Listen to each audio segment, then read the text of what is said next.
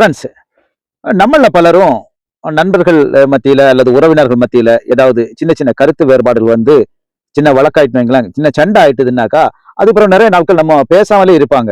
அவங்க அவங்க பாட்டு போவாங்க, இவங்க இவங்க பாட்டு போவாங்க. ஏதாவது ஒரு சின்ன விஷயத்துல ஒரு கருத்து வேறுபாடு இருக்கும். அதற்காக வேண்டி ஒரு சின்ன சண்டை பிடிச்சிருப்பாங்க. அதை வச்சுட்டு அப்படி பேசாமலே இருந்துருவோம். பட் நேத்து ஒரு காணொளி பார்த்தேன்.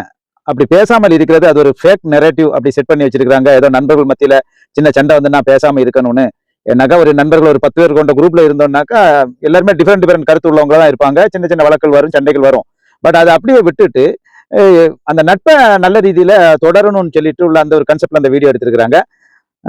அந்த வீடியோ முழுமையா பாருங்க. தேங்க்யூ. சொன்னா புரியுமா புரியாதா? இல்ல புரியாத மாதிரி நடிக்கிறியா? எத்தனை தடவை சொல்லிருக்கேன் எவ்வளவு ஸ்பீடா போறாங்க. இந்த இஎம்ஐ கூட கட்டி முடியல.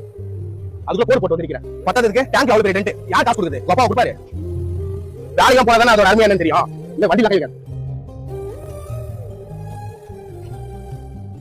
ஹலோ சொல்லுங்கம்மா. டேய் இங்க வா. இது வரேன்டா. அண்ணே இப்பதான் அவங்க அவசியமா திட்டாரு. ரெக்கே மேல நம்ம கூட்டோனே போறீங்க. ஃபர்ஸ்ட் நீ ஒன்று தெரிஞ்சுக்கோ, அவன் என் ஃப்ரெண்டு. அவன் என்ன திட்டத்துக்கு எல்லா உரிமையும் இருக்கு அவனுக்கு. ஆமா, இங்க சண்டை போட்டா பேசாம இருக்கணும் யார் சொன்னது? ஃப்ரெண்ட்ஷிப்குள்ள இந்த மானரஸ்லாம் பார்க்க கூடாது. டேய் வாடா. இது வந்துட்டு மச்சான். உனக்கு ஃபோன் பண்ணா எடுக்க மாட்டியா நீ? எனக்கு கால் பண்றாங்க. வீட்ல ஏதோ வேலை இருக்கான். வண்டி எடு. என்ன பாத்துன்னு இருக்க? வண்டி எடு போலாம். உங்க லைஃப்லயே உங்களை இந்த மாதிரி கேர் பண்ற ஃப்ரெண்ட் இருந்தா அவங்களுக்கு இந்த வீடியோ ஷேர் பண்ணுங்க.